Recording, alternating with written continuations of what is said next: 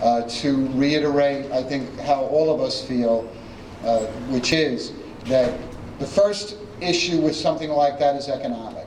Is it economically viable?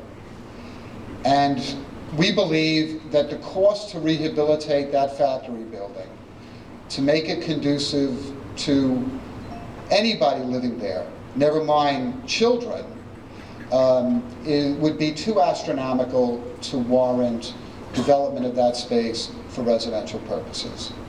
Second issue that we have been pushing with the Department of Homeless Services is that we believe that that site is contaminated because of prior uses there, and that certainly numerous sites in close proximity to that site are contaminated.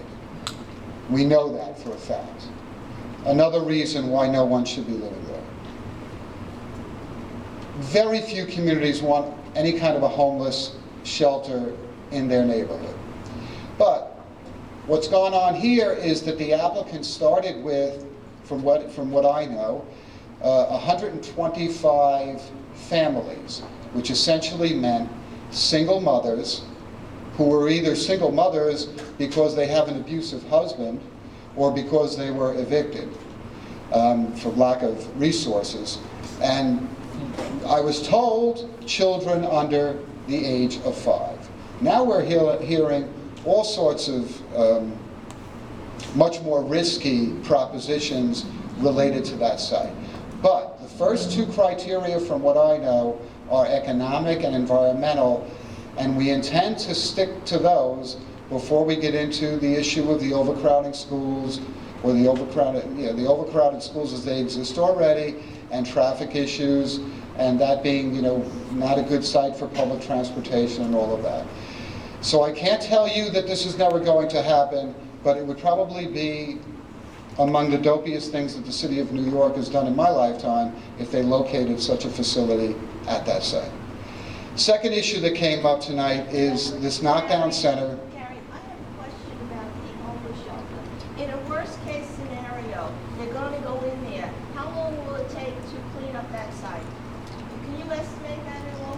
So let me give you I think Mr. Arcuri would be better at that than me. You recall when they decided to do the brownfield designation for Atlas Park. It has yet to be finished. It's a 10-year permit.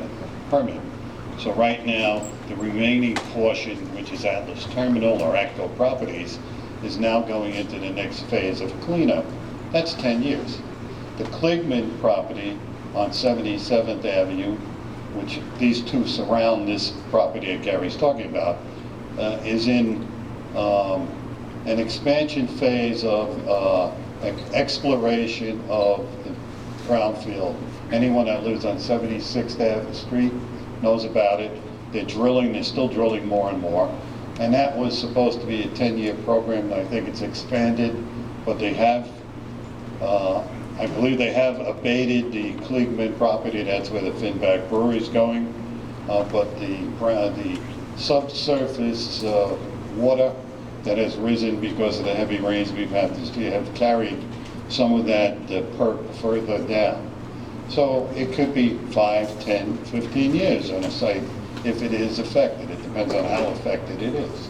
So that means if they want to put the homeless in that site, they got to wait 10 or 15 years? No, they could do anything they want.